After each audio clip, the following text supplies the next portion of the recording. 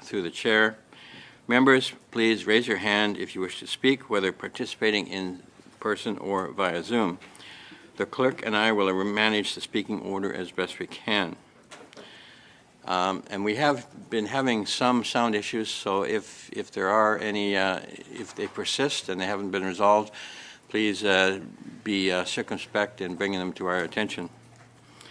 So pursuant to Standing Order 106 sub 4, the committee commences consideration of the request to undertake a study of recent events surrounding the expulsion of diplomats from the Government of India and the situation of foreign interference in Canada. I will pass the floor to Mr. McGregor. Mr. McGregor, please go ahead. Thank you very much, Mr. Chair, and good morning to committee members. I just first of all want to start off by thanking everyone who joined with me in signing the 106-4 letter. As you can imagine, it's pretty rare that we get unanimous support for an emergency meeting, but I think the revelations from the RCMP that were delivered to the Canadian public on Thanksgiving Monday were nothing short of explosive, and I think they demand this committee's attention. I will be moving a motion, Mr. Chair, and I know that the clerk has both French and English copies available, hard copy and digital for members who are participating in person and online. But before I move the motion, I think it's important just to add a little bit of brief context because, of course, this is not the first time that we have been witness to serious allegations involving the Government of India and its agents in Canada. In fact, it was more than a year ago in September of 2023 that the Prime Minister stood in the House of Commons and leveled these accusations against the Government of India, accusing it and its agents of nefarious criminal activity, of election interference, a whole host of things. And needless to say, for the Prime Minister to rise in the House of Commons and make such a statement, that did make headlines around the world. Since then, of course, we've had the Hogue Commission release an interim report that was in May of 2023. And if you read that report, you can see that there are broad mentions of India's interference in Canada throughout that report. And then, of course, in June of 2024, the National Security and Intelligence Committee of Parliamentarians released its special report on election interference, which again mentioned the activities of the Government of India throughout it. So that brings us, Mr. Chair, to October 14th, 2024, this past Monday. And for the RCMP, indeed for any police force that is conducting an active investigation, to come out with such explosive revelations, I think underscores just how serious this is. And I think the RCMP made a point that they were doing this because some individuals in Canada had their lives directly in danger, and the threat had reached such a level that they felt compelled to ignore the traditional way of going through the judicial process and make these accusations public so that particularly members of the South Asian community whose lives might be in danger could be forewarned, and so that we could be remaining extra vigilant. So I also think, Mr. Chair, that the House of Commons and the Senate came together quite quickly in June of this year to pass Bill C-70, which of course contained important legislative measures to deal with foreign interference. So I think with all of these events coming together and culminating in what we saw on Monday, I think it is quite appropriate for this committee to be seized with the matter. And with that in mind, I would like to move the following motion. That pursuant to Standing Order 1082, the committee undertake a study concerning the electoral interference and violent criminal activities carried out by agents of the Government of India, as identified by the National Security and Intelligence Committee of Parliamentarians report and the RCMP's report from October 14th, 2024, and the subsequent expulsion of 6 diplomats from the Government of India. As a part of this study, the committee hold no less than 6 meetings, ensuring an equal distribution of time for witnesses, and invite the following ministers, senior officials, and expert witnesses from impacted communities and academia to provide briefings. 1, the Minister of Foreign Affairs, the Honorable Melanie Joly. 2, the Minister of Public Safety, the Honorable Dominic LeBlanc. 3, the RCMP Commissioner, Mike Duhem. 4, National Security and Intelligence Advisor, Natalie Drouin. 5, experts from Canada's South Asian community. 6, Brampton Mayor Patrick Brown and any former leadership candidates of the 2022 Conservative Party leadership race. And 7, national security subject matter experts.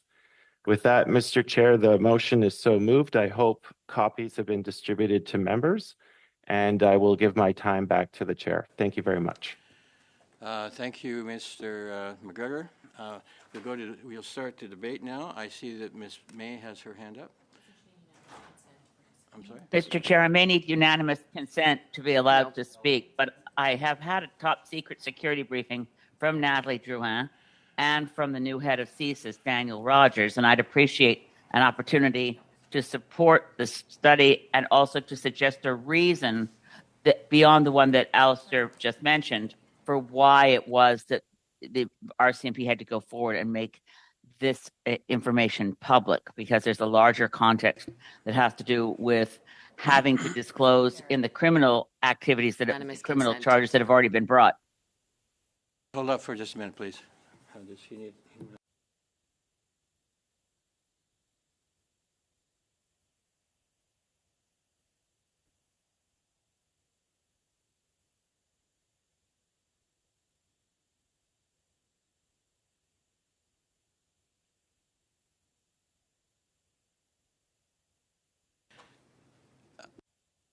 So I understand that as a member of the House of Commons, you can participate. You do not require unanimous consent, and so I'll let you carry on. Thank you, Mr. Chair. I just wanted to add some more context. I know I'm not a member of the committee, but as a leader of the Green Party, I have top secret security clearance, and as a leader of a party, all party leaders in the opposition have received briefings from Natalie Drouin, the National Security and Intelligence Advisor to the Prime Minister. And I also, on that call, was with the newly appointed head of CSIS, Daniel Rogers. The context in which they had to go forward was that they were aware that the RCMP was aware that the criminal investigations that are ongoing required that the defense counsel for people engaged in the criminal prosecutions for the murder of course, Hardeep Singh, Niger, that much of this was going to have to be disclosed in court. And they were also aware that 6 diplomats and their proxies were involved in an active continuing ring that represented a threat to Canadians. So I'm not taking anything away from what my colleague, Mr. McGregor, has said, just to say that that's an additional reason for the urgency that led the RCMP to take this additional information, which is absolutely chilling, to make it public. That was another part of that context. So I'd like to participate in the hearings going forward. I promise not to take much of the committee's time. I just appreciate the opportunity to say that where we have had briefings, and some of us have more information than others, I think all Canadians should have the same kind of briefing that I received, just with the care that's taken to say this part here has to stay behind an absolutely secure wall for national security reasons. The rest can be shared with Canadians so they understand why there is the need for the sharing publicly of this information. Completely agree the focus on people who are most at risk, because there's an active effort by a criminal network with a coordination out of India to actually collect information on Canadians, things like when people are walking their dog and what normal pattern of life, what route they take. This couldn't be more significant and urgent that it be disrupted, and that Canadians be reassured that the RCMP and CSIS and our intelligence apparatus are coordinating their work to protect Canadians' lives. I'll stop there. Thank you, Mr. Chair. Thank you, Ms. May. We go now to Ms. Dancho, followed by Madame Michaud, followed by Mr. Hallan. Thank you, Mr. Chair. As has been past practice, when a motion is not provided to members to review in advance, you have provided a 5-minute recess to review. So I'd ask for that 5-minute recess to review the motion, please. That sounds reasonable. We will suspend for 5 minutes. Thank you, Mr. Chair. Thank you. And certainly the allegations of the RCMP are extremely concerning and must be taken very seriously by all parliamentarians and certainly by this committee. And the allegations of what India has done on Canadian soil represent an outrageous assault on Canada's sovereignty and are completely unacceptable. Foreign interference from any country, as we know, including from India, must be put to a stop. The first job of the Prime Minister and Canadians and the Canadian government is to keep citizens safe from foreign threats. That is the first job of the Prime Minister and the Canadian government. And the first job of the official opposition, of course, is to hold the government accountable for their ability or lack thereof to prevent foreign interference and to keep Canadians and people in Canada safe from foreign threats. And we certainly expect the full criminal prosecution of anyone who has threatened, murdered, or otherwise harmed Canadian citizens or people on Canadian soil. And the Public Safety and National Security Committee, as we know, has the responsibility to look promptly into this matter in a professional manner and thoroughly on behalf of Canadians and all those who have suffered in Canada as a result of the federal government failing to prevent foreign interference over these last number of years. So, Mr. Chair, I just did want to mention that the Conservatives on this committee and the official opposition at large certainly take this matter very seriously and are deeply concerned that the situation under the Liberal Prime Minister continues to worsen for Canadians. It is shocking to learn that there are, as per the RCMP, 13 individuals who are facing an imminent threat, as bad as murder potentially, from a foreign government, notably from India. So we are very seized with this issue as Conservatives, and certainly on this committee we are, of course, reviewing the motion put forward by Mr. McGregor. We thank him for bringing forward his 1064 letter, and of course we're keen to sign it so that this committee can look into this matter very thoroughly. So thank you, Mr. Chair. I did want to include my thoughts on this, and I believe my colleagues would like to as well. Thank you. We go now to Mr. Upal, followed by Mr. Hallan, followed by Ms. Lansman. I'm sorry, I apologize. Next is Madame Michaud. Allez-y, s'il vous plaît. Désolé. Pas de problème. Merci, Monsieur le Président. Tout d'abord, j'aimerais remercier Monsieur McGregor d'avoir proposé cette réunion d'urgence. Le Bloc québécois n'a pas hésité à la signer parce que c'est un enjeu. This is an extremely concerning issue, and I had a concern initially whether we would be asking the RCMP to come to committee to learn more about, because they already revealed a lot, well, because there's an investigation underway. But when I look at the witness list, I find this very reasonable, and I think we're learning more with various witnesses that could come. So I agree with this motion. I just have a question in terms of the translation. It's not very good with respect to witness number 6.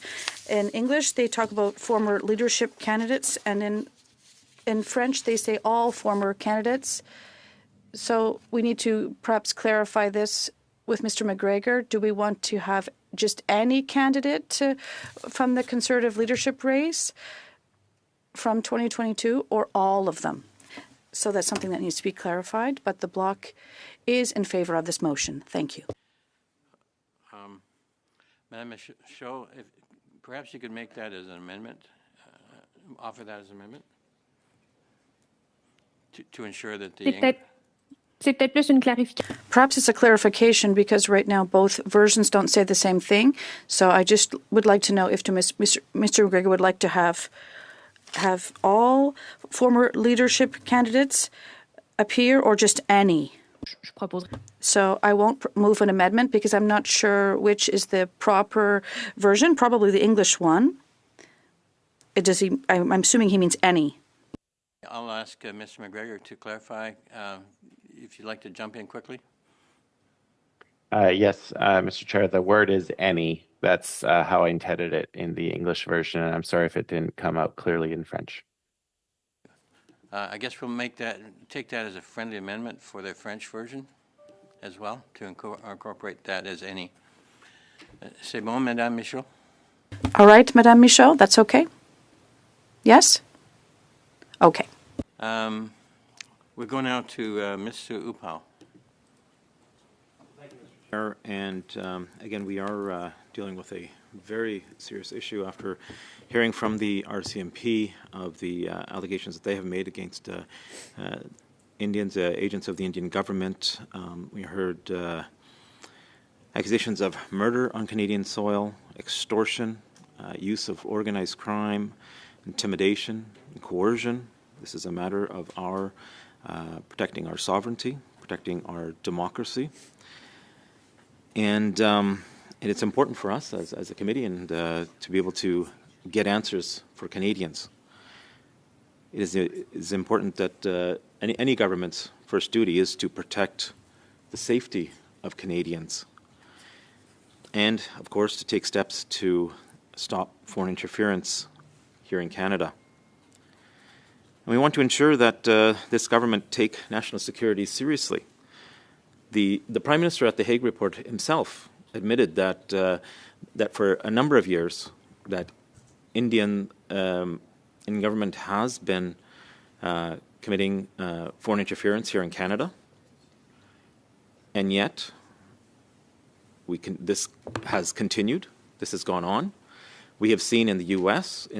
Where the Americans have been able to stop incidents of murder and assassination in the U.S., but unfortunately that has not happened in Canada.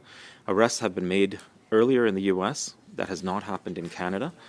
And I think it's important that we as a committee look into the reasons for this, and so we can look at what are the gaps between to best protect Canadians, to protect our democracy, to protect our sovereignty, and to ensure that Canadians are kept safe. Thank you. Thank you. We go now to Mr. Hallan.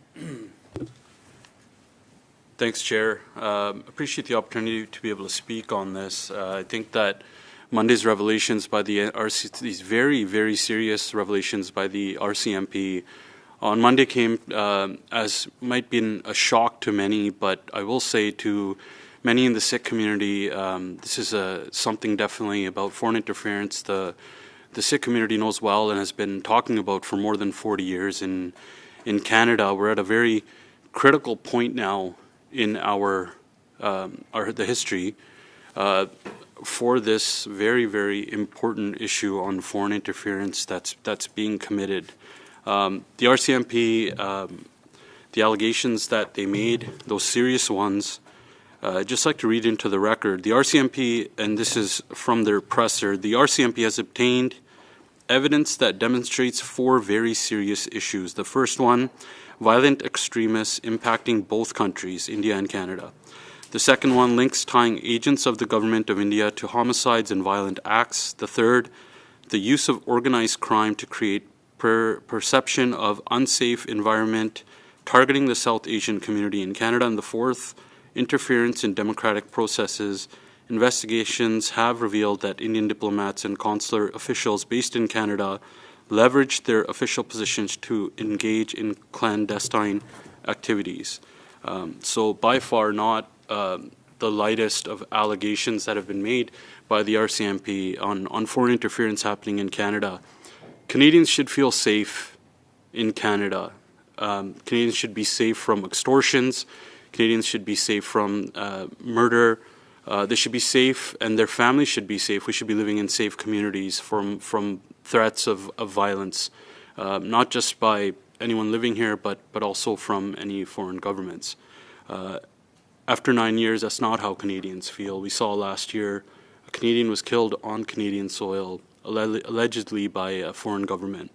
In name India is what the RCMP has alleged, or there's allegations towards it. So it's a very difficult time in Canada right now after 9 years of this Prime Minister. And I think that's why it's very important that we not only study this, but real action needs to be taken now for the safety of Canadians. It's been far too long.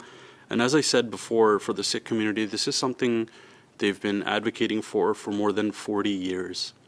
and this is the allegations that were made by the RCMP on Monday were more of a vindication of what the advocacy has been going on for the last 40 years.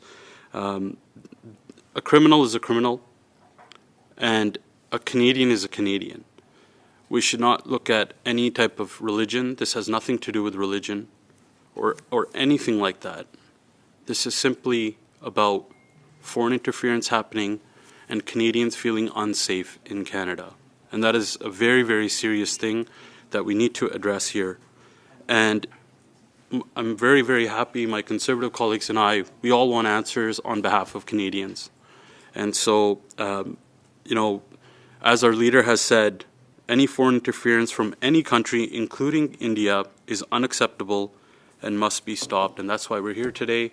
And given that we know all this information, given the murder of Hardeep Singh Nijjar from last year, I do also want to point out the fact that in the U.S., they went from allegations to arrests in 1 week, whereas under this Prime Minister, there was allegations and absolutely nothing happened after that. It kept the communities at large feeling very unsafe that these allegations were taking place and that this could happen to anybody.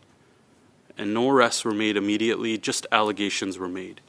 So that is another thing that I hope we can cover in this study. And given all of that, Mr. Chair, I'd also like to just add a few people onto the list, if my colleagues would agree to that. So I would like to amend some of the witnesses that we want here. The first is the Director of CSIS, Daniel Rogers. The second, the Deputy Minister of Public Safety of Canada, Sean Tupper.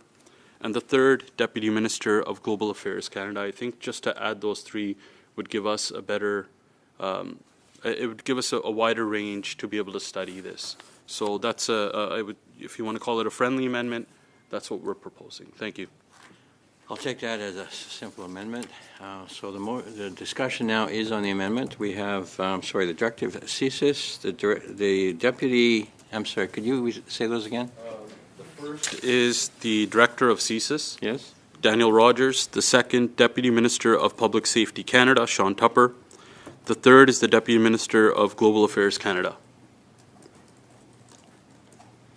Okay. Is there any discussion on adding those witnesses to the list? We'll go for a vote on that in that case. I'm sorry, Chair. I think I have my hand raised. I'm sorry. I missed who spoke there. Ms. Khalid, This is. Sorry, go ahead. I'm virtual. Thank you very much for that. And I understand and appreciate the witnesses that are being added here. The CSIS Director, the Deputy Minister for Public Safety, and the Deputy Minister for Global Affairs. I'm just wondering, given how the scope of this motion is being outlined, why do we need to add these witnesses to this list? And I'm hoping that the member who's moving this motion can help us clarify what exactly he is seeking to extract from these witnesses on his amendment. I should just clarify that apparently we don't have a director of CSIS at the moment. We have an interim director, Vanessa Lloyd. So we'll consider that modification to be made. Okay. I'm sorry, who's next? Clarification by Mr. Hallan. That's clarification. Thank you, Chair. Just to clarify, I think it's very self-evident the people that we're putting forward would more than likely have a direct impact, or they had a direct link to anything that was happening at that time. And if we want to really study this issue of foreign interference, I think it's important to hear their voices in this debate as well. So, and they do have the expertise, as we know, to answer some of these questions, because they are in direct link with information that could be helpful in this. So I will be, and I'll just I'll end it off there. So if I can just take the floor back there for a second, Mr. Chair. 100%. I think as much information as we can get from as many people as we can get, I think is a really good thing. So I have no problems with these names being added. Next on my list is Ms. Landsman. I'm wondering if you want to speak after we vote on this amendments. Okay. All right. So is there any further discussion on these proposed amendments on this? Okay. All in favor of the as amended? That's all opposed? Carried. Okay. Thank you. Thank you. Okay, so we go back to the motion as amended, and it is to Ms. Landsman, please. Thanks, Mr. Chair, and thanks for bringing. I'm getting an echo. Thanks for bringing this forward to the committee. As my colleagues have already said, that the news and the allegations, certainly from the RCMP, are concerning, and I think that this committee is the right place to be seized with that. And furthermore, that any interference from any country, including India, is entirely unacceptable, and it should be stopped. And it is the government's first job to keep Canadian citizens safe from all of these foreign threats and the foreign interference that we know has been happening in the country for some time. For 9 years, the Liberal government has failed to keep Canadians safe, has failed to keep take national security seriously and foreign interference seriously. And it's become a playground. Canada has become a playground for these activities. We heard that over and over again. We hear it over and over again from experts. And I suspect that the witnesses at this committee would not try to hide that. Canadians need to know what, when, why, and it took so long for the government to act. And this is just another example of the Prime Minister's failure on foreign interference. We heard the Prime Minister at the Commission admit that our intelligence agencies have been gathering this information for years, indicating that India had been committing foreign interference on Canadian soil, and it's very clear that the Prime Minister had done nothing about it. Even when provided the opportunity to do something about it and protect Canadians against extortion, against the violent actions that the RCMP has brought to light about Indian officials engaging in, they voted against that in the House of Commons. Bill C-381 brought forward by my colleague, the Protection Against Extortion Act. At every single juncture, the Prime Minister has not acted on the information that he has. And I think that this committee and those watching this committee should know that. His government stalled for years on the creation of a foreign influence registry, and it was only ever introduced as a result of Conservative pressure. So for those watching this at home, I hope that this committee reveals the inaction of the Prime Minister over the course of years of knowing information, and his inaction on his continued inaction that we heard from just this week on letting Canada become a playground for foreign interference, and that's on him. So I hope that this committee gets to the bottom of all of this. Thanks, Mr. Chair. Thanks, Ms. Landsman. Okay. So I am advised that Daniel Rogers is, in fact, the new director of CSIS, appointed 3 days ago. But he will start, he commences on October 28th. So we will make those appropriate adjustments. Yeah, whatever.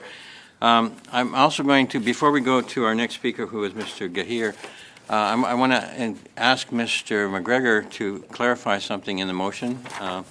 The clerk has pointed out that in the English part of the motion it says, the committee hold no less than 6 meetings ensuring an equal distribution of time.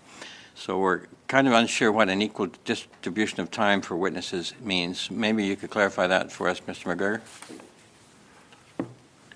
Thank you, Mr. Chair. I think it was just trying to ensure that,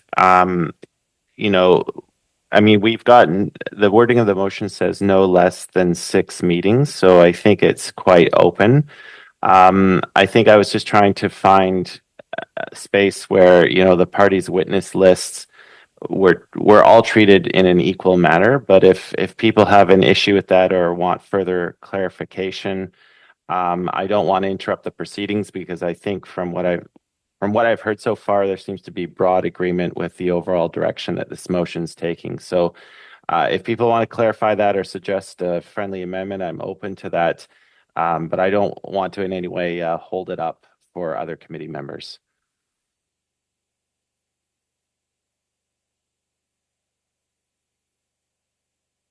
Thank you, Mr. McGregor. So the clerks just kind of wanted to know if it's like going to be 1 hour per. Anyway, I'm proposing that we let our esteemed clerk to sort this out as best he can. I think he will give us a fair. Ms. Dancho on that point. Certainly, thank you, Mr. Chair. With us adding the amendment of the additional deputy ministers, we certainly like them to appear separately. Of course, they're welcome to come with their ministers as they normally do, but we would like them to appear separately on their own for questions, not at the same time, so we can ensure we're getting the full breadth of the committee potential to question those deputy ministers on their knowledge and expertise. So they should be appearing separately on their own for at least 1 hour each, but notably 2 hours probably, I think, has been standard in the past, but I leave it to you. So I will rely on our esteemed clerk to execute this in good faith, and he will do his best, as he always does. And we'll continue now with Mr. Gahir. Mr. Gahir, go ahead, please. Great. Thank you, Chair. I can hear an echo. Testing? Okay, we're good. Thank you, Chair. And I want to thank my NDP colleague for obviously bringing this motion forward. It's of grave concern to our party, to this committee, and to me personally, being a practicing Sikh. Canadians were rightfully shocked last year when the Prime Minister stood up in the House of Commons and declared on the House floor on the record that there was credible evidence to show that agents of the government of India were involved in the killing of a Canadian citizen on Canadian soil. Since then, we've learned a lot. In February of 2024, the RCMP created a multidisciplinary team to investigate and coordinate the efforts to combat further threats that existed, because we know that members of the South Asian community, members of the Sikh community, are being targeted with credible and imminent threats to their life.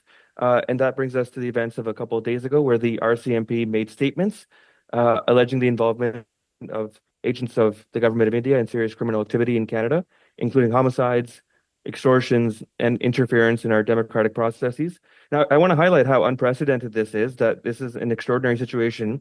The RCMP normally does not comment on to protect Canadians from political interference. It's obviously going to be the RCMP that's going to... Mr. Gahir, you cut out there for a minute. You cut out just after you said the RCMP does not comment, and then there was a gap, so... Okay, I will continue. So obviously this is an unprecedented situation where the RCMP is commenting on an ongoing investigation, which they normally do not. And this is because of the threat that's posed to Canadians. We've seen that the government of India has refused to cooperate with Canadian law enforcement agencies, despite having been presented with that evidence of the involvement of their agents in serious criminal activity in Canada. There's organized crime being used to engage in intimidation, in threats and violence, interference, targeting members of the Sikh community and the South Asian community within Canada. We support this motion. The only amendment that I would like to introduce will be along the lines of misinformation and disinformation given right after the RCMP made their statement, and the Prime Minister, the Minister of Public Safety, and the Minister of Foreign Affairs came out to make their statements. We saw this very coordinated effort through Indian media channels and by the government of India, frankly, to engage in disinformation campaign. This followed the announcement that 6 Indian diplomats and consular officials would be expelled from Canada to ensure that Canadians and diaspora communities are protected from the acts of political interference, violence, or intimidation on Canadian soil. What we've seen as a response from the Indian government is an attitude of deflection and denial, and just outright lying about the situation and what's happened. So I would amend it to include another bullet point in that list of the motion, something along the lines of witnesses to testify on the impact of the disinformation campaign. And I can leave it to Mr. McGregor maybe to propose that language, or to the clerk. Okay, so your That's my amendment, your amendment, I understand, is to add to that list of bullet points a category of witnesses, which is, I'm sorry, say that again? Witnesses to testify on the impact of the disinformation campaign by India.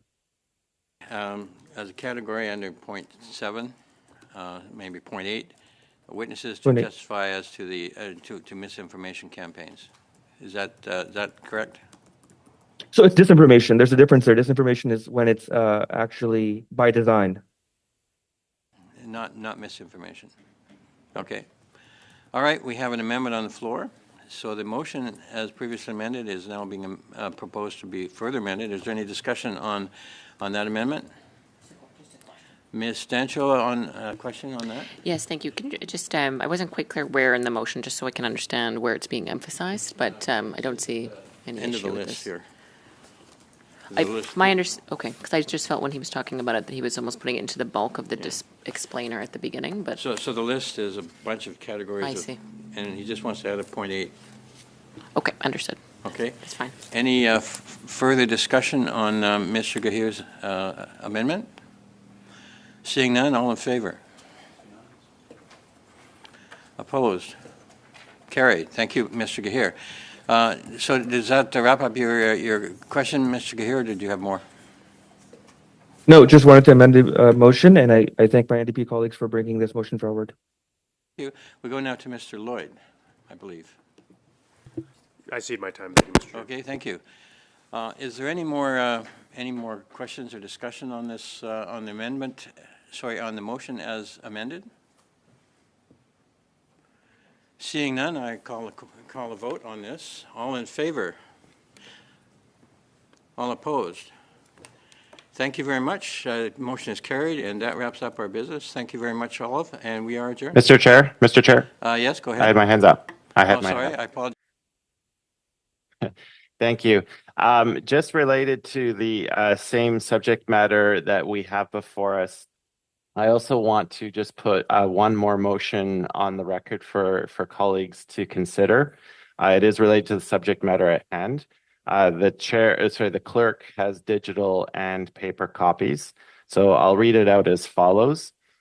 That given the RCMP report on violent criminal activities linked to agents of the Government of India from October 14th, 2024, the Hague Commission's identification of foreign interference activities by Russia, Pakistan, China, and Iran, and the National Security and Intelligence Committee of Parliamentarians' special report on foreign interference in Canada's democratic processes and institutions, the Chair reports to the House that the committee calls for all federal party leaders to apply for the appropriate security clearance level in the next 30 days in order to review classified information and take necessary actions to protect Canadians. Mr. Chair, I think it's important that we move this motion because all federal party leaders have now received security clearance to review unredacted briefings on this very serious matter, except for one. And I think it's high time that given the revelations that we heard on Monday, that we present a united front. And I think it's incredibly important for this committee to report back to the House that we recommend this course of action. And I will leave it there, Mr. Chair. I think the motion is self-explanatory. Thank you. This does relate to the matter at hand, I think, very directly, so I will consider it in order. And I see Mr. Lloyd wishes to speak to this. Thank you, Mr. Chair. And it's our very strong contention as Conservatives that anyone, any member of Parliament, any member of our political parties that are colluding with foreign powers to advance the interests of a foreign nation's agenda in our country need to be named so that Canadians can know and be fully transparent and clear the good name of the Parliament of Canada, which has been sullied these past many months by innuendo and allegations that have been made without full evidence that we haven't seen. And it's the contention of the Conservative Party of Canada that we need to release all those names so that we can take appropriate action and move on.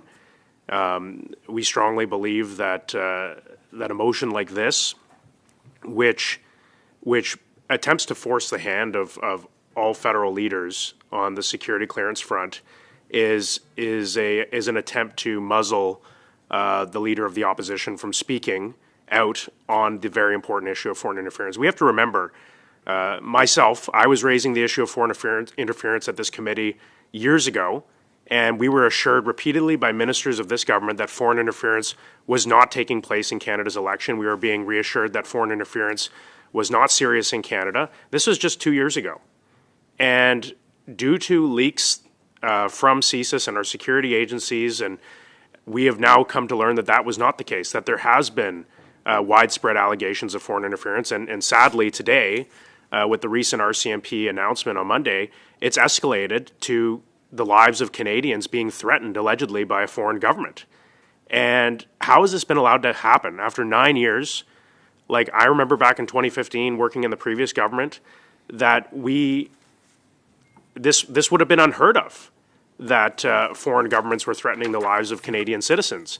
And yet after 9 years under this Liberal government, due to their complete lack of action and complete lack of proactive activity to protect Canada, that this has just been allowed to proliferate in this country. And it's not just allegations against India. There's a number of countries that see Canada as a completely soft target for foreign interference. And it's leadership. It's lack of leadership in Canada under this Liberal government, under this Liberal Prime Minister, who has now decided to try to weaponize the issue of foreign interference for his own political ends, to distract from the very real problems that his leadership is facing even within his own party, to try to weaponize the issue of national security for his own partisan ends. It's frankly, it's disgusting.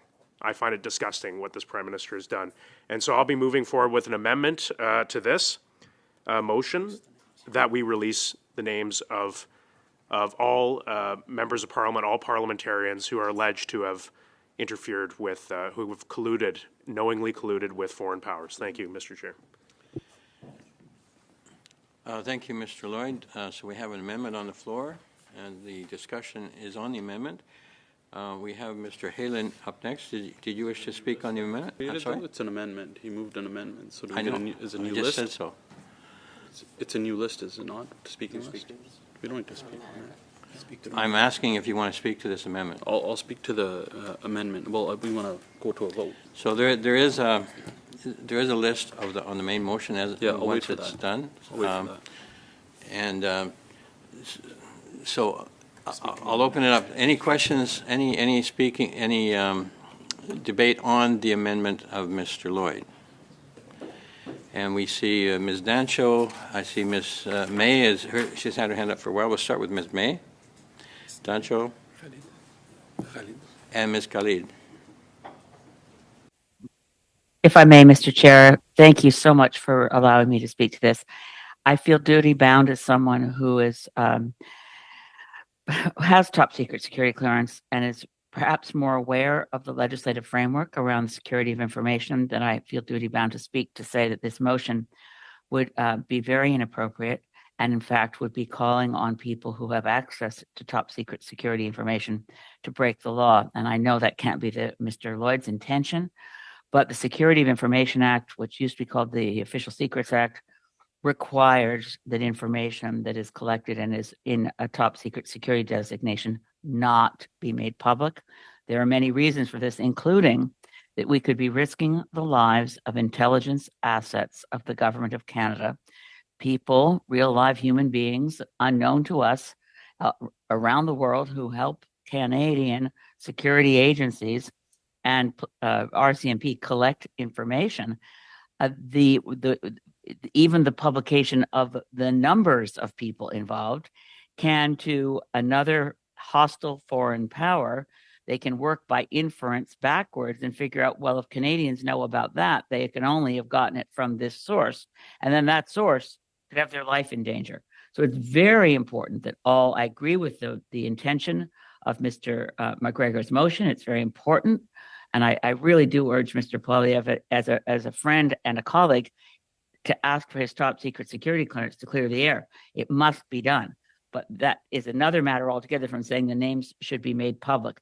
To do that is to urge colleagues to break the law, but perhaps even worse than breaking the law, to place Canadian intelligence assets at risk. And I think the motion might come back to committee with the amendment. The amendment might come back to committee after the committee and all members have had briefings on this point, not from me, but from our intelligence apparatus, from the people at CSIS, the people who handle security within the Privy Council office, the RCMP, and so on, so that everybody around this committee table is fully informed that releasing the names is a non-starter, is a threat to Canadian security, and can actually jeopardize lives. Thank you. Okay, we go now to Ms. Dacho. Thank you very much, Mr. Chair. It's interesting, Ms. May's stories from her perspective when she's read the unredacted and report to now seems to have changed quite a bit in tone and scope. So I just find that interesting that her perspective has changed just so recent. So anyway, I would say, though, this amendment to ensure that the names are released would be in line with a number of what our allies do. For example, the United Kingdom rightfully names and shames any members of Parliament who are acting in a treasonous manner or who are colluding with foreign countries to undermine the United Kingdom's national interest. And I do believe that Canada should be doing the same, and I agree with my colleague Dane Lloyd that otherwise, the Prime Minister seems to just be weaponizing this so-called secret information that he continues to talk about without actually saying the names to his own advantage. And I certainly would agree with the former NDP leader who, certainly won many more seats than the current leader of the NDP, and has said again just recently, I agree completely with Mr. Poilievre's decision not to take the bait. That is, he's referring to Mr. Trudeau's allegation, or Mr. Trudeau's claims. He said Trudeau has been trying for a year and a half to restrain what Pierre Poilievre can do by trying to say, come on, get this private briefing, and oh, by the way, then you'll be held to an official secret and you'll be able to talk about this anymore. So it seems notable and frankly formidable NDP former leaders would agree with Pierre Poilievre, our leader of the Conservative Party, that any effort to do this is really an effort to put him under some sort of gag order so he can't really do his duty to hold the Prime Minister accountable for matters of foreign interference. So it's interesting to see now under Mr. Singh that Mr. Singh is working hand in hand with Mr. Trudeau yet again to try to gag order Pierre Poilievre from being able to speak about this issue. So it's interesting that Mr. Singh recently made a big show of ripping up some so-called, it was really an informal coalition with the Liberal government, but it would appear now they're really helping Mr. Trudeau to carry water on the really shameless partisan politics he's playing in the foreign interference inquiry, which until this point has been quite a serious and respectable and professional undertaking until the Prime Minister decided to make some sort of ruthless and shameless political show and a circus out of the whole affair. And I think what's really important for this committee to remember, and certainly Canadians will, that the Prime Minister, Justin Trudeau, had to be dragged kicking and screaming into this foreign interference inquiry. You'll remember, Mr. Chair, that he had first denied there was any election interference from China, for example, denied anything was going on with the member of Don Valley North in that nomination. And yet here we are in a foreign interference inquiry, and not only is there clear interference from China, but also from India and from Iran and Pakistan and Russia. We have, in fact, at the worst point in history when it comes to foreign interference, and we've had this same Prime Minister, Justin Trudeau, for 9 years. So what does that say about his leadership or lack thereof? And I would also point out that the person in this country most responsible for foreign interference and preventing it and keeping national security safe is the Prime Minister of Canada. And so if we've had the same Prime Minister of Canada, and now this has come to such a point that 13 individuals, the RCMP had to announce 13 individuals are in peril because foreign interference has gotten so bad, what does that really say about his leadership? So what's interesting to me is that in the foreign interference inquiry, which he's made a farce of with his recent partisan attacks, that he's really trying to do two things. Number one, distract from his failed record to prevent foreign interference in this country. The fact that he's created an environment that's worse than ever at any time in Canadian history of foreign interference, that other foreign adversaries and others feel that we are a weak country, that they can bully under Prime Minister Trudeau's so-called leadership. And the second thing, of course, Mr. Chair, is that the Prime Minister is trying to distract from the fact that he has an ongoing revolt in his caucus looking to overthrow him. So it's no wonder why he's doing this, but certainly if he continues, as my colleague said, to weaponize this, then he should release the names, because Canadians deserve to know who it is in Parliament right now or in the past who has been undermining the national interest on purpose to aid a foreign country. They absolutely deserve to know that, and those individuals need to be held accountable. And I would also say that it's interesting that he won't do so, and I wonder why that is. Well, perhaps it's because out of any party, it makes the Liberal Party look bad. Again, he was the one who denied that there was election interference from China, for example. He's the one who denied there was any issue here at all, and yet here we are. So he continues to deny that there's any issue there, but I would suspect that's why he's not releasing the names. So I think we could put this to bed. It's rapidly devolving into some McCarthy witch hunt as a result of the Prime Minister's actions, and I think we can easily clear this up today by releasing the names. Canadians deserve to know, and the Prime Minister should be showing leadership in this regard and ensuring that he's actually taking action on this intelligence. And I would say in the last thing, Mr. Chair, that it's not clear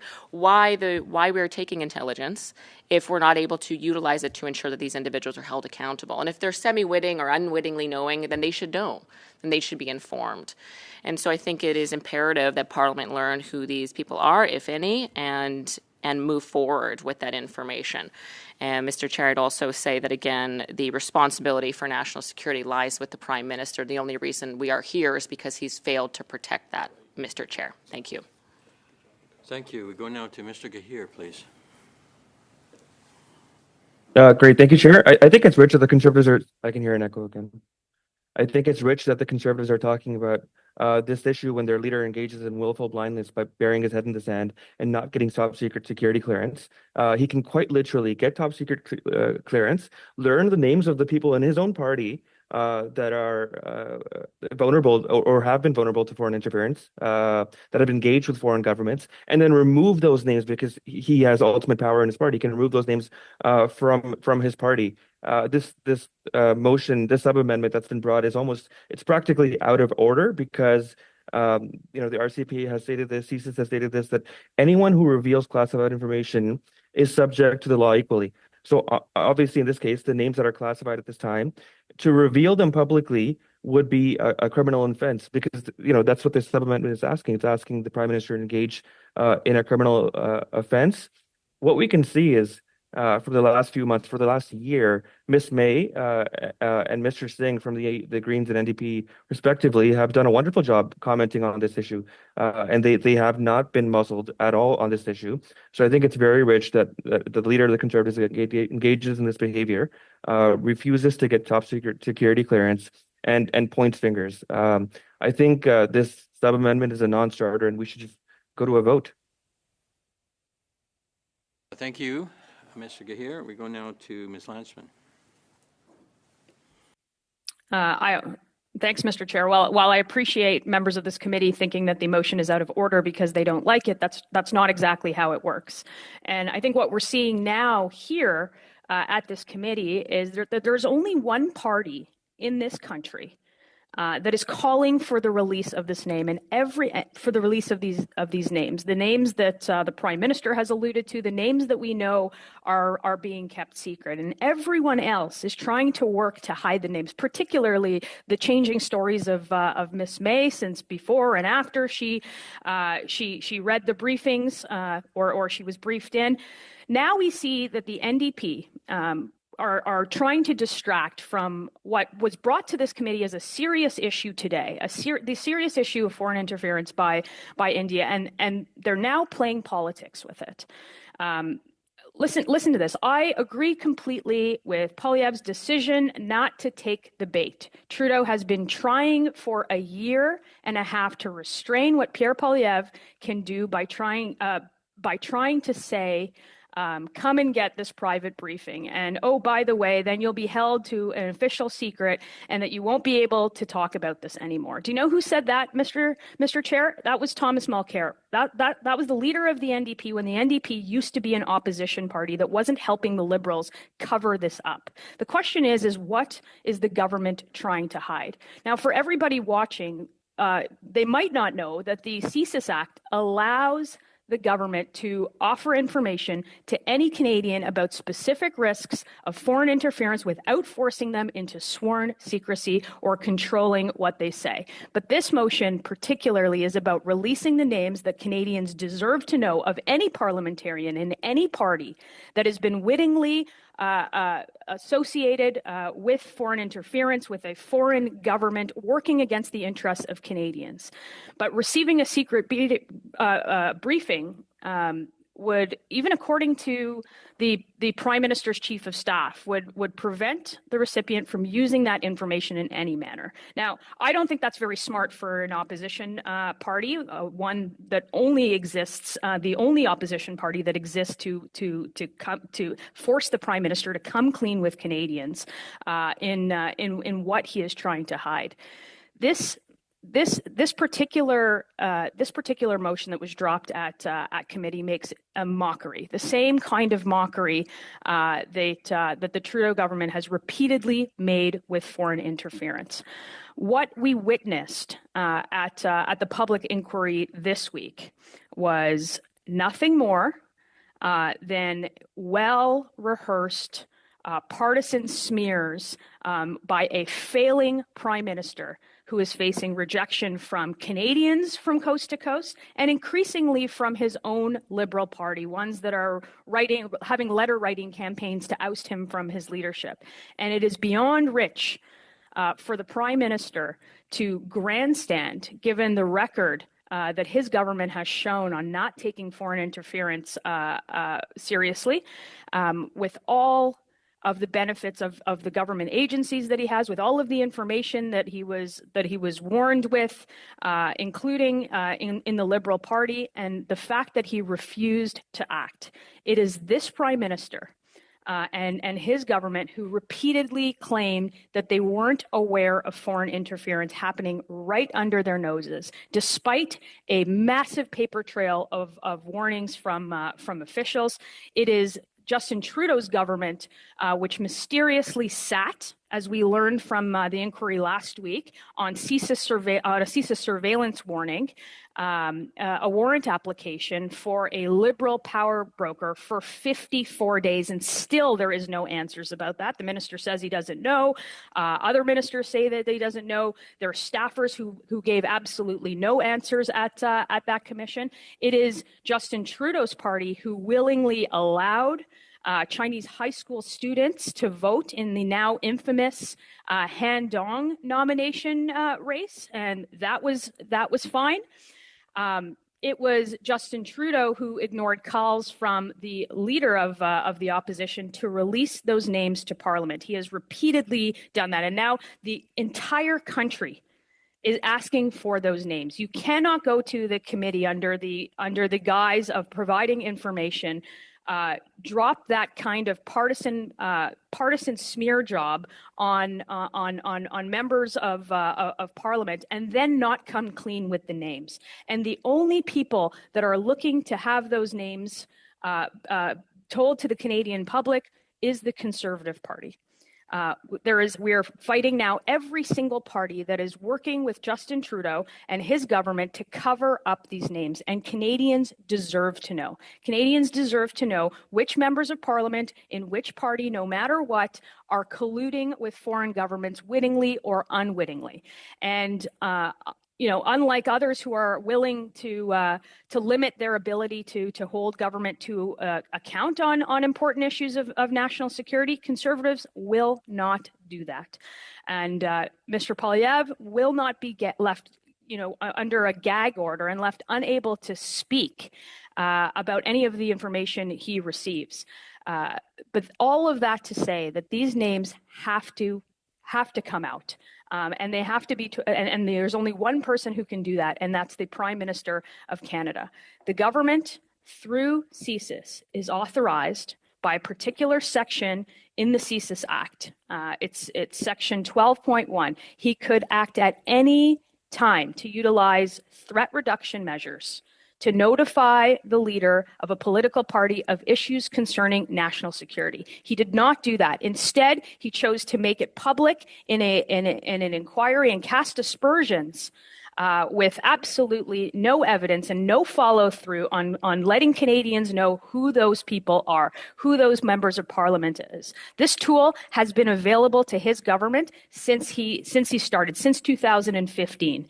He could use that tool to inform Mr. Poilievre, and he's not doing that. All of that to say is that the motion on the table is to release the names. Again, there is one party asking for this prime minister to release every single one of those names, and the other parties that are purportedly in opposition helping the prime minister hide those names, hide the identities of all of those members of parliament. The question really is to the entire committee is, what on earth are you hiding? What is the prime minister hiding? I think that's the question that we have to get to the bottom of in this committee, and I hope that members will vote for this amendment to make those names public for the betterment of our national security and for every Canadian to know who represents them and for every Canadian to know ahead of the next election who they are actually voting for, which country they are working for, and if they have Canadian best interests at heart. And only the Prime Minister can do that. Everything else is pure politics. That's what we've seen this week, and unfortunately, that's what we're seeing right now at this committee. Thank you. We go now to Mr. Hallan. Thank you, Chair. Once again, we see this costly cover-up coalition in full force. Jagmeet Singh, in this fake theatrical performance that he probably learned from Justin Trudeau, pretended to rip up his so-called agreement. And then once he used the people of Winnipeg, he taped it right back up. And once again, we're seeing the Liberals and the NDP, and obviously the leader of the Green Party, try to cover up, divide, and distract Canadians from this flailing Prime Minister. This is such a serious issue of foreign interference happening, where the RCMP has alleged that members of the South Asian community have been targeted by a foreign government, in this case India, for allegations of murder, of extortion, of violent threats. And what do the Liberals and the NDP do? With the help of the Green Party, they want to distract away from that there's a Liberal revolt happening within Justin Trudeau's caucus. They want to distract Canadians away from the pain and misery Justin Trudeau and Jagmeet Singh have caused them with the high cost of living by doubling their housing and making sure that there's more food bank usage than ever before in this country. And on top of all of that, letting Canada become a safe haven for and a playground for foreign interference. I'd like to just give one clear message to Justin Trudeau and Jagmeet Singh from our common sense Conservative leader Pierre Poilievre in a letter he just recently wrote. Release the names of all MPs that have collaborated with foreign interference. We can put this whole thing to bed. Canadians want to know. Canadians want to know who are those MPs working in the best interest of foreign governments and not in the best interest of Canadians. It shouldn't be that hard to do. The CSIS Act allows, and the CSIS Act allows the government to offer information to any Canadian about specific risks of foreign interference without forcing them into sworn secrecy or controlling what they say. Receiving a secret briefing would, according to Justin Trudeau's Chief of Staff, prevent the recipient from using the information in any manner. And even where that is not the case, briefing political parties on sensitive intelligence regarding an MP could put the leader or representation of a political party in a tough position, because any decision affecting the MP might have to be made without giving them due process. So, in clear words, Justin Trudeau and the NDP are trying to muzzle not just the leader of the Conservative Party, but all Canadians. Justin Trudeau doesn't need to wait for an inquiry. According to the CSIS Act, he can walk over to Pierre Poilievre and give him the names. He doesn't need to continue to muzzle. He muzzled the NDP leader, so because of greed for his $2.2 million pension, and he's also obviously muzzled the Green Party leader. And this is why Canadians are so fed up and want an election now.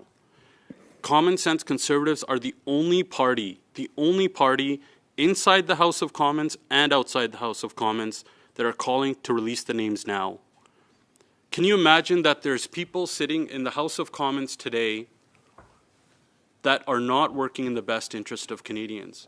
This can include anyone. Can you believe that a sitting member of the House of Commons could have major implications on trade deals, doing what's in the best interest of foreign governments and not in the best interest of Canadians? Point of order, Mr. Speaker. Point of order, Mr. Chair. I'm sorry, Ms. Khalid, on a point of order? Yes, thank you. I do take a lot of exception to the member calling the integrity of the members of parliament in our parliament into question with what he's saying. I take major exception to that. That would be Standing Order 18, and I would advise the members to be cognizant of that. Thank you. Yeah. Look, Mr. Speaker, we see once again the Liberals will do anything to distract away. Point of order again, Mr. Chair. I don't appreciate if the member has points to raise on his motion, as is absolutely his right, please do so. Please don't try to call into question the integrity of the members that are in this chamber. Point of order, Mr. Speaker. Was that Ms. Lansman? Yep. Go ahead. Just want to remind the member that it's the Prime Minister himself at the inquiry that called into question the integrity of members of Parliament by naming parties and affiliations without actually putting the names down, and that's exactly what we're arguing here today. Thank you, Mr. Hallan. You were. Thank you to the great Melissa Lansman from Thornhill, our co-deputy leader, for that clarification. I also didn't know hurt feelings could be point of orders, because that's what it seems like the Liberals keep Point of order now. again, Mr. Chair. Don't, Ms. Khalid, please point don't. of order, please. It's not nice. Make your arguments as the right of every parliamentarian in committees.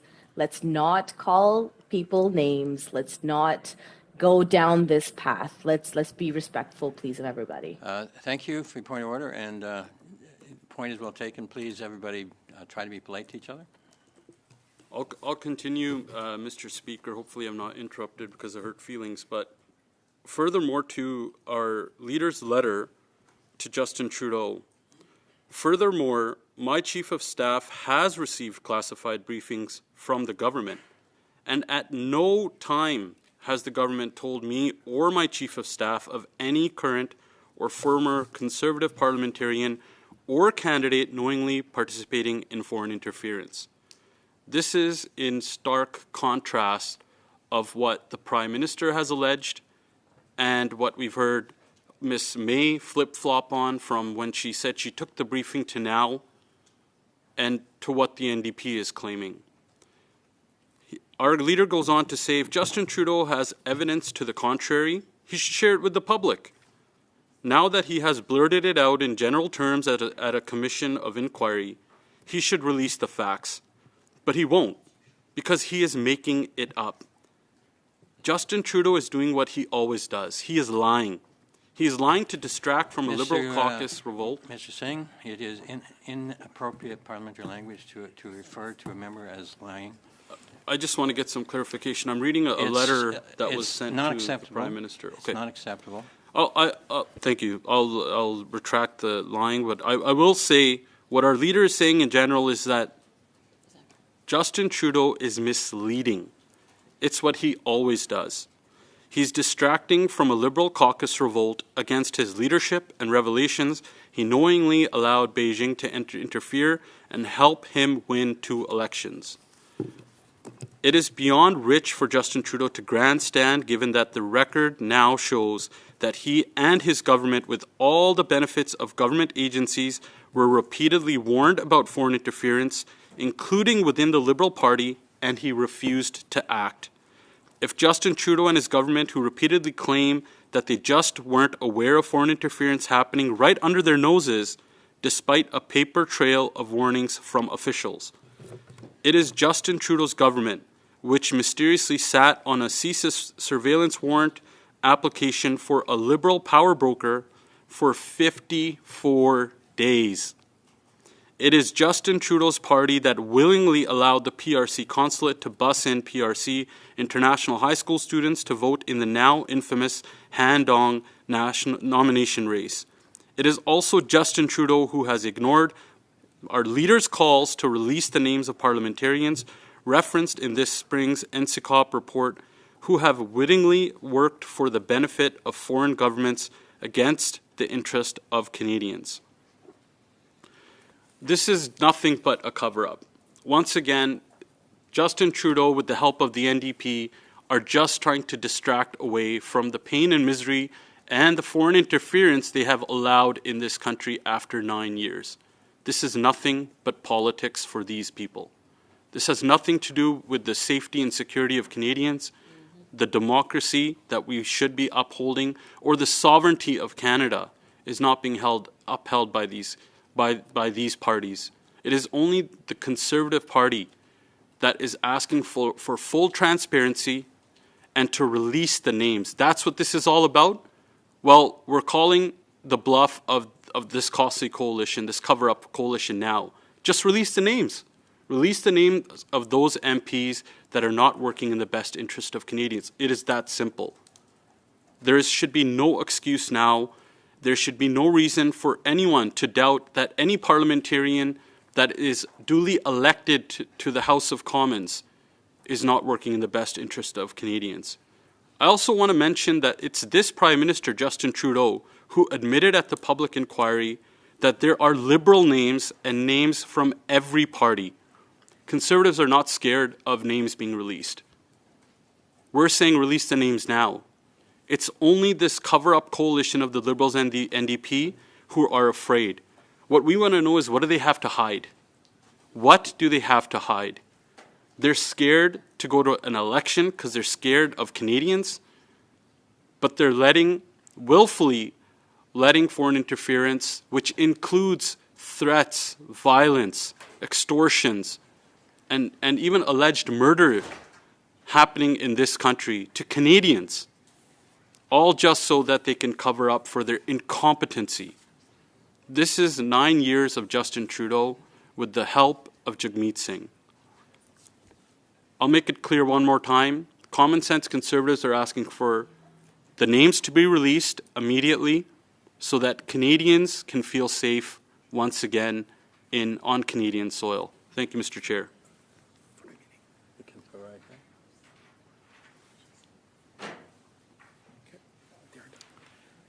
Thank you. We'll go now to Ms. May. Ms. May, go ahead, please. Thank you, Mr. Chair, and to my friends and colleagues around the table. I do want to make it very clear to my friend from Katona and St. Paul's and to Melissa Lansman as well. I haven't changed my position at all. I don't own any flip-flops. I don't flip-flop. I stand on principle. I was trained as a lawyer. I'm honored to have been admitted to the bar of Nova Scotia and Ontario. And so when I went through the process of getting top secret security clearance, I was very mindful of what I can say and what I couldn't say. I was quite sure that when David Johnston, his former special rapporteur, opened the door for the first time, that leaders of opposition parties could seek top secret security clearance and potentially obtain it. You don't get it as of right. Have they uncovered something in my past that would make me subject to blackmail or intimidation or be compromised through any form of interference, I wouldn't have gotten top secret security clearance. I would have been denied it. Now, to go to the matter of, did my story change? Not one bit. I read the report, the unredacted version of the report of the Committee of Parliamentarians. Before I spoke publicly, and I think it's important for me to explain to my colleagues how I navigated this. How do you obtain top secret security clearance read information that must by law remain secret and still talk about it? Well, the answer is you're careful as you navigate. So the notes I plan to use in a press conference, I shared with security agencies. I want my colleagues around the table to know that some things I had intended to say that I thought would be non-controversial and not reveal any secrets included the exact number of people who were considered witting or semi-witting.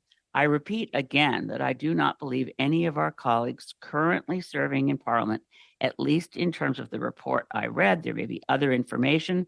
Certainly the Prime Minister has had other kinds of briefings that I haven't had, but based on the text of the report of the Committee of Parliamentarians, on which our colleagues from the Liberal Party, Bloc Québécois, NDP, and Conservatives put an enormous amount of work. Our colleagues read 33,000 pages of top secret security material and condensed it into a report that they could all stand behind. And then with some deletions and other modifications to make it publicly accessible, that became public information. I was able to read the report unredacted. I stand by every word I said. But before I said a word, because I wasn't gagged, clearly, I was able to talk about it. But I went through my notes with security experts to make sure I didn't inadvertently violate any laws of Canada or inadvertently place at risk any of our intelligence assets. So to my colleagues around the table, I want you to know that I actually edited and changed what I was going to say in a press conference, not taking out names, but even the number of people who might be considered semi-witting, in any way potentially compromised. That's to say, again, I repeat, no one currently serving in Parliament, to my knowledge, in the House of Commons, has been compromised or is serving the interests of a foreign government. There are some people who have been referenced as semi-witting, but even the number, the numerical categorization of how many people might fall in that category, I was told clearly, could not be said publicly without placing at risk the lives of our intelligence assets around the world. I want my colleagues to understand this isn't a game. This isn't politics. I'm not playing games here. I'm telling you how it is when you navigate with top secret security clearance, what you can say and what you can't say. So the amendment to this motion would release all the names sounds grand if you operate in ignorance of the law and in ignorance of how security and intelligence operatives and intelligence and security information gathering operates in the real world where there are bad people. And we have to be careful as members of Parliament not to allow political rhetoric to get in the way of what we do to serve Canadians. So I just wanted to clear that up. I hope it helps. We can't just say release all the names if we're operating in ignorance of the ongoing knock-on effects that could have in terms of endangering lives of intelligence assets of Canada. I've navigated this as carefully as I can because I think it's really critical that Canadians know as much as we possibly can share without violating national security. I think this committee is on a good path in choosing to have an investigation. I do again believe that it's important to clear up any suggestion that foreign interference had an impact on the Conservative leadership race. That's an obvious point. That's already out there in public. That's on page 32, paragraph 72 of the public version of the Committee of Parliamentarians report. I think Mr. Poilievre would want to know himself exactly what is referenced there and get a top secret security clearance. Unless there's some reason he thinks he won't get it, I can't see any reason why he wouldn't want to obtain it. I think I've made it clear, and I think Mr. Singh, as leader of the Democratic Party, has made it clear. Mr. Blanchet is still in the process of getting his top secret security clearance, that we believe we can serve the people of Canada and share the information that we can share without breaking the law and help all Canadians understand. And I wrote each individual leader of all the parties in the House of Commons to please get top secret security clearance so we could meet as a group, as a unified force, and tell foreign powers, whether Russia or the People's Republic of China or India or any of the sources of foreign interference, that we operate in Canada as a solid wall to tell foreign powers, we're not giving you space here.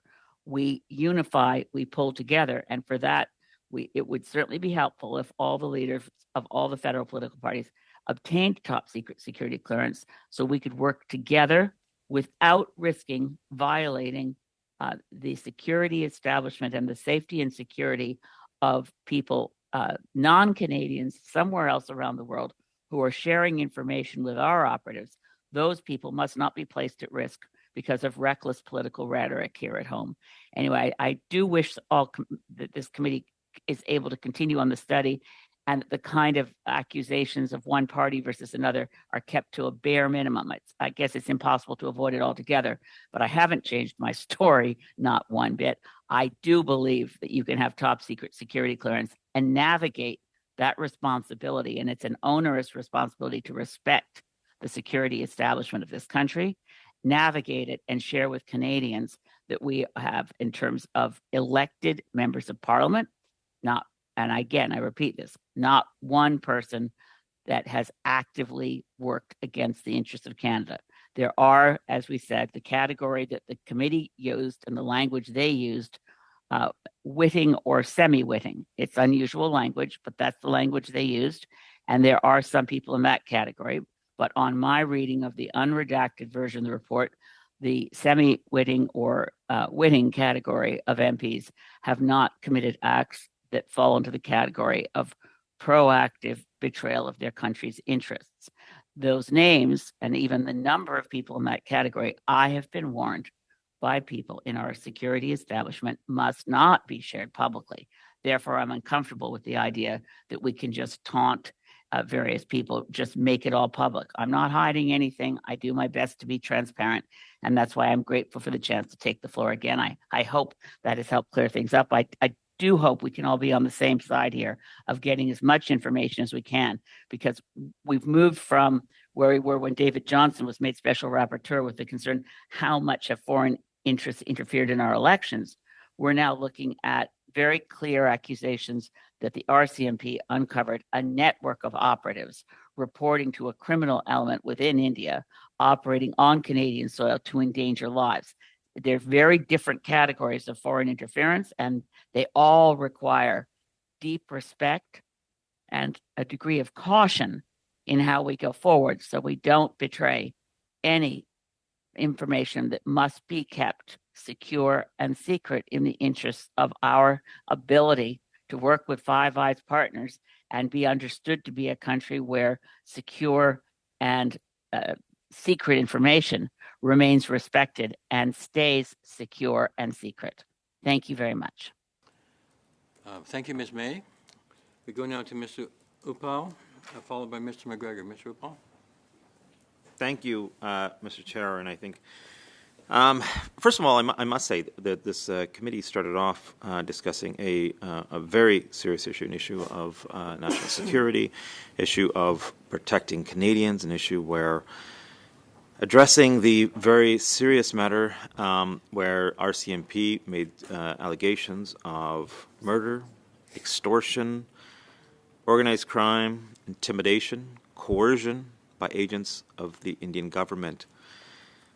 And there was agreement by this committee to move forward and address that. And it's unfortunate that we have now gone into a place where we are discussing and debating issue of how the NDP and the Liberals are working together to cover up names of MPs, not wanting to release names of MPs, who have not been working in the best interest of Canadians. Ms. May talked about how she cannot release those names, that she cannot release the names. She, in fact, cannot take any action based on the information that she has, because she's has taken that clearance and read the name. She has the information, but she cannot release the name. She cannot do anything with that information, and that is particularly the point. Receiving a secret briefing would, according to Justin Trudeau, the Prime Minister's own Chief of Staff, Katie Telford, prevent a recipient from using the information in any manner. So essentially, that person who receives the briefing would not be able to use or do anything with that briefing. It is a gag order. It is not allowing that person to take any action, to discuss it with the information that they have. And then it goes on, she goes on to say, even where that it is not the case, briefing political parties on sensitive intelligence regarding an MP could put the leader or representative of a political party in a tough position, because any decision affecting the MP might have to be made without giving them due process. So that is why that this is a better situation. What would be the better situation is for the Prime Minister, because he brought this up at the Hague Commission, He is the one that came out and said, yes, there are Liberals on that list, and members from other parties on that list, and he should bring that information forward. He should bring it publicly. He should release those names. In that way, that political party leaders can take action that they see fit based on those names, based on that information. Because otherwise, as Ms. May herself has said, that you cannot take any action. You cannot discuss those names and you cannot release them. And so, for that reason, that is a better way to go. And within the CSIS Act, there actually is provision to be able to give the leader of a party sensitive information, pertinent information, especially when it comes to the national security of the nation. So all of that process is available, and Justin Trudeau, as the Prime Minister, can give that information to any political leader, or he can release those names publicly. We would say release them publicly, because if there are members of Parliament who have been elected by Canadian citizens, by their electorate, and they are not working in the best interest of Canadians, then that information should be made public. That is the best way to deal with this. Canadians deserve to know who these people are. And getting back to the situation that we originally were dealing with, we were on foreign interference, and this is, coming out of that, is that on foreign interference there are a number of steps that could have been taken to protect Canadians.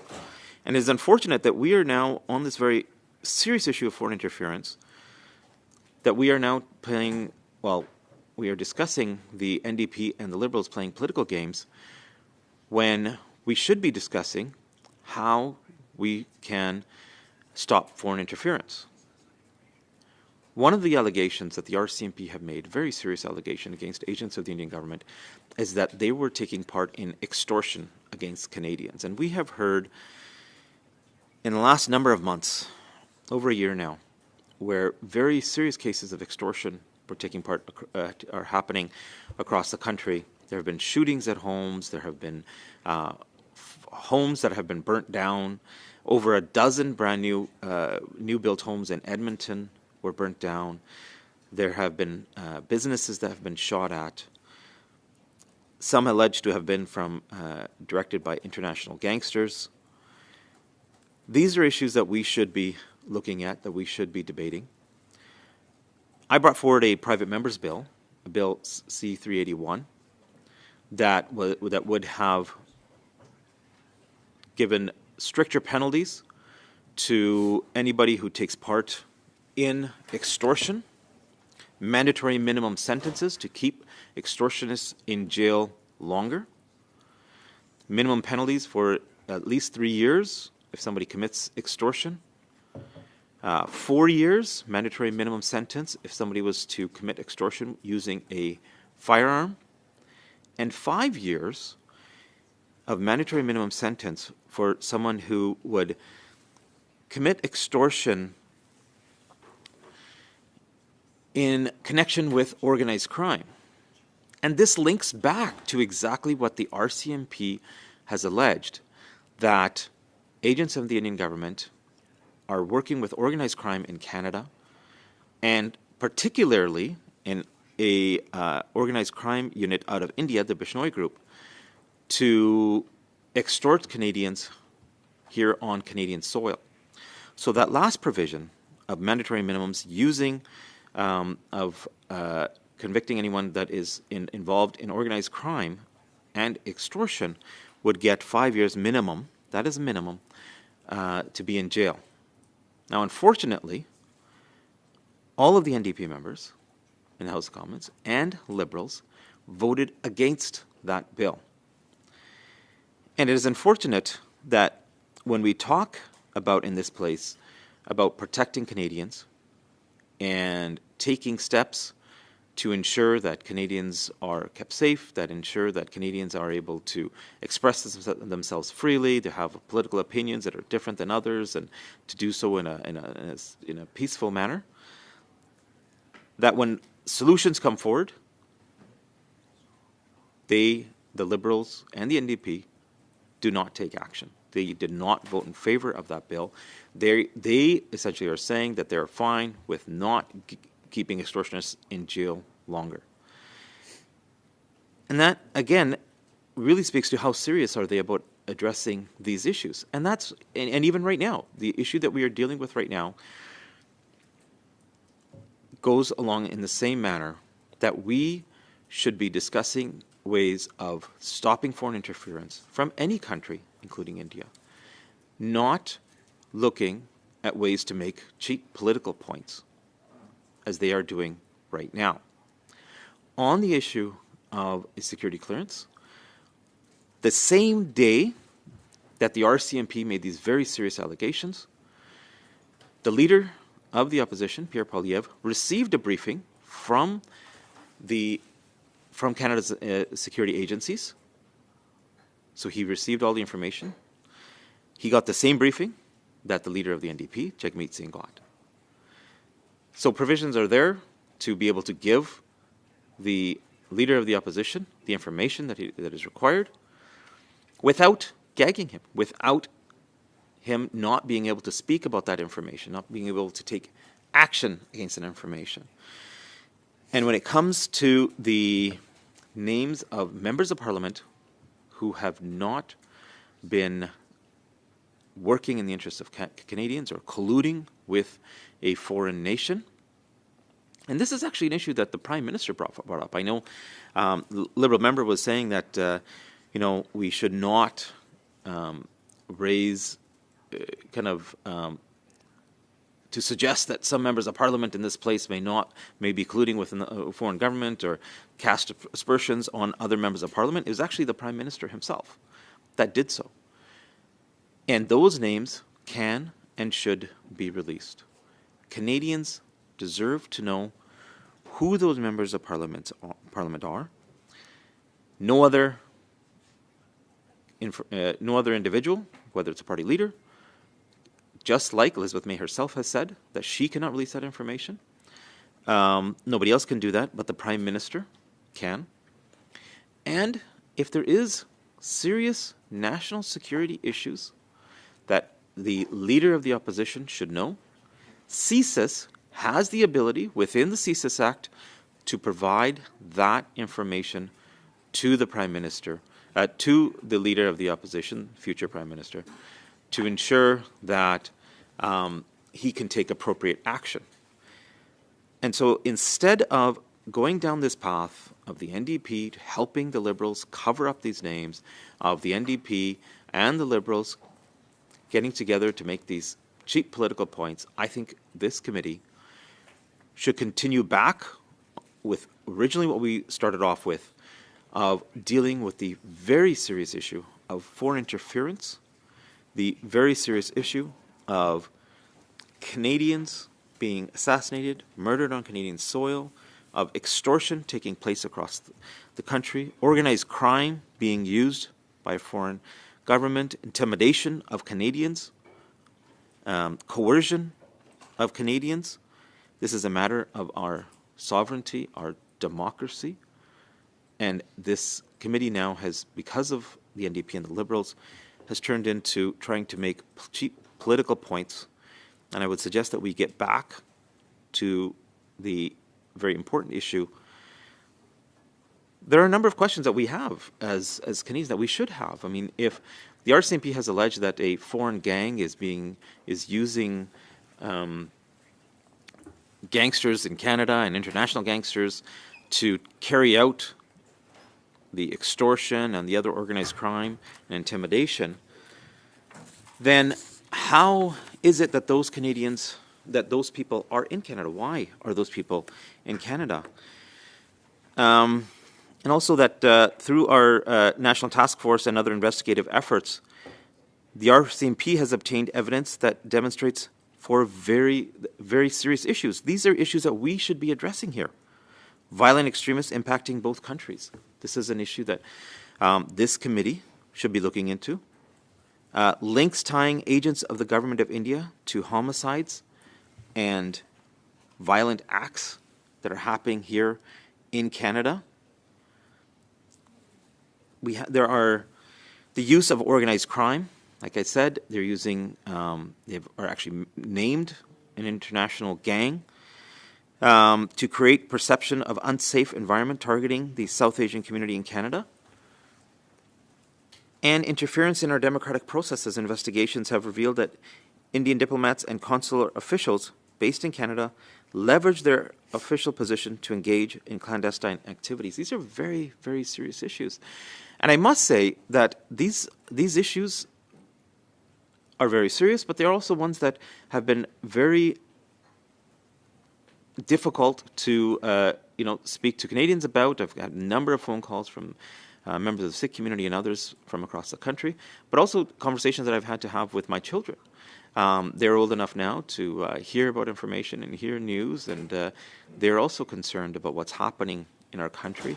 I know, talk to many Canadians that say, it's not the same country. It's not the country that they came to, the country that has that safety and security. And after 9 years of this government, we are not as safe as many people used to believe, and as safe as people were. And there are a number of ways that information can be shared in order to protect Canadians. Because what the Prime Minister wants to do is to have our leader essentially be gagged, be sworn into secrecy, that he be provided some information, but then not be able to talk about it, not be able to tell Canadians about it, not be able to take any action on it.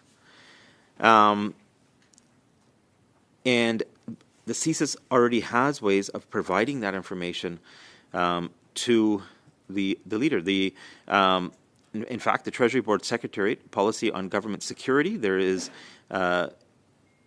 provisions there where they can provide that information to the leader. Cabinet ministers and possibly privy councillors can be provided that information. There is the NSICOP committee that has been provided that information.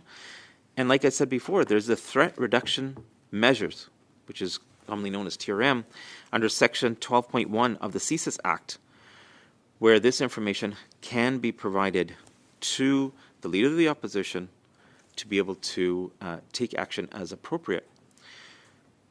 So I'll say that as for the names of MPs who have been possibly working or colluding with, knowingly or unknowingly, and the leaders of the different parties, because there are Liberals on that list, I believe the Prime Minister also said NDPs, but I know he specifically mentioned Conservatives to make that political point, but there are Liberals on that list as well, and the leaders of those parties, with that information, if provided, the information is provided properly, can take action as they see fit.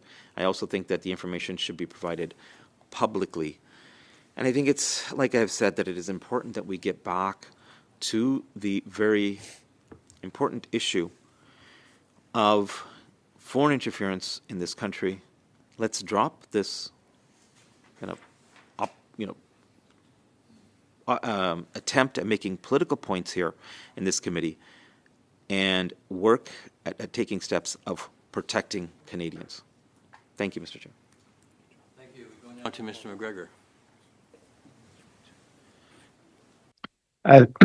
Thank you, Mr. Chair. I want to have the opportunity to address a few of the points that my Conservative colleagues have made. And I am going to do so in a respectful manner, and I'm not going to resort to petty insults. First of all, I raised this point because given Monday's revelations, I think it is incredibly important for Canada to show a united front.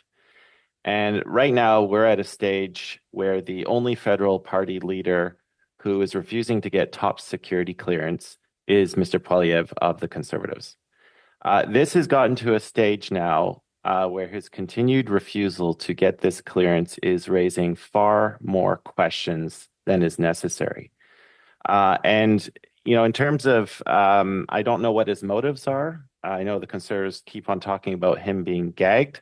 It certainly hasn't prevented our leader, Jagmeet Singh, from talking openly and frankly about this in a way that does not risk top security information.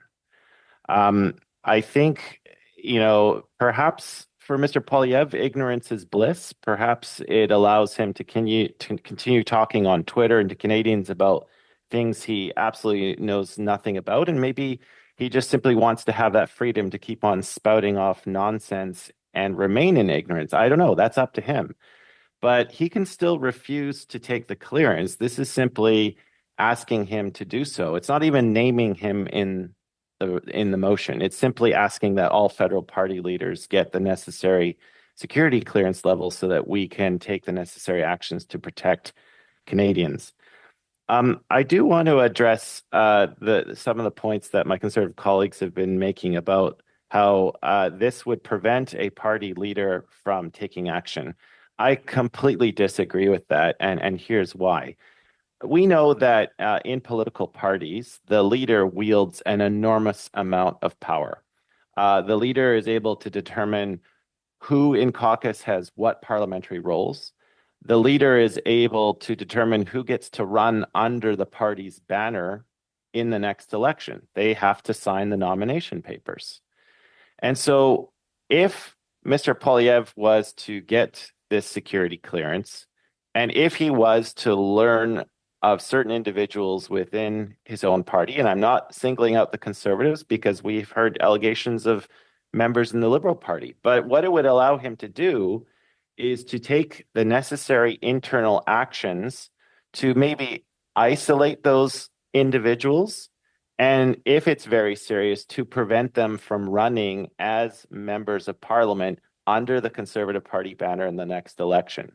He could do all of that without having to breach the top security rules that are in place that prevent the divulgence of this information. So it is false to claim that he can't take action when in fact he could. If there's a compromised member of Parliament or someone who comes over the threshold of suspicious activities on behalf of a foreign power, Mr. Poilievre could prevent that individual from running in the next election, and that would inoculate us from having that person in the House of Commons in the 45th Parliament. So that is a direct action that the leader can take. I also take issue with the way the Conservatives are trying to frame the NDP. We've had two members of our caucus for whom this issue is deeply personal. They have been directly impacted by this. Jenny Kwan and Jagmeet Singh. So I take great issue with them saying that we are doing this for politics. This is a serious and personal issue for our party. It has directly impacted the lives of two of our caucus members. And that needs to be understated. Both China and India have directly impacted two of my fellow caucus members. So this is a very serious issue for us. And it is an issue that our leader takes very seriously, and that is why he took the appropriate steps to get his security clearance, which allows him to take actions that I may not be privy to, but I can operate in a way knowing that the leader has got the information he needs to govern his own caucus accordingly, and that's what we're asking for every party leader to do with their respective caucuses. So to show the Conservatives that I do support us in some way releasing these names, because the other thing I want to also put on point I've had many conversations with members of the security and intelligence community, both at committee and in private conversations. And these are their words, not mine. There is a wide gulf between evidence and intelligence. This needs to be underlined. So we can't just go about releasing the names without understanding that key point. And I don't want to repeat what Ms. May said, but there is a very real danger that we could compromise the way we got that information. So what the Conservatives are essentially asking us to do with their sub-amendment right now is to potentially put our own intelligence operatives at risk. And I think for anyone who sits at this committee, that is completely unacceptable. Again, these are not my words. These are words coming directly from the intelligence and security community. And they know this because they have heard those exact same words from those members at this committee table and in conversations they've had in private with those individuals. So, Mr. Chair, I am going to propose a sub-amendment to Mr. Lloyd's amendment to my motion. Now, his amendment was tacked on to the end, and it simply read that we release the names of all members of Parliament and parliamentarians who are alleged to have interfered and knowingly colluded with foreign powers. My sub-amendment to this would read as follows: that the government release the names of all members of Parliament and all parliamentarians who are alleged to have interfered and knowingly colluded with foreign powers while protecting national security and those who gathered the intelligence. Jenny Kwan, our leader, have said it very much on the record. We would love for the Canadian public to know these names. I hate the fact that I have to serve in the House of Commons with this cloud of suspicion hanging over us. I think Canadians deserve to know. I mean, this caused a huge uproar when that NSICOP report was released in June. But we also have to respect the very real concerns that our intelligence community has repeatedly relayed to this community and to this committee and to its members. And so I do believe that if there is a way of publicly releasing these names, it needs to be done in a very careful fashion, and it needs to be done in a way that is fully coordinated with our national security and intelligence partners on this file. I am not going to support just simply releasing the names with no context, but I will support a non-political, professional way of releasing the names that has the full support of members of the RCMP and CSIS. And if Conservative members are willing to publicly say that they support the important work of those agencies, I hope they will support this sub-amendment to their amendment. I'll conclude there, Mr. Chair. Thank you, Mr. McGregor. We are substantially over time, and we have our resources run out at 11:30. So I will suspend at this point. We will resume this discussion on Tuesday. Meeting suspended.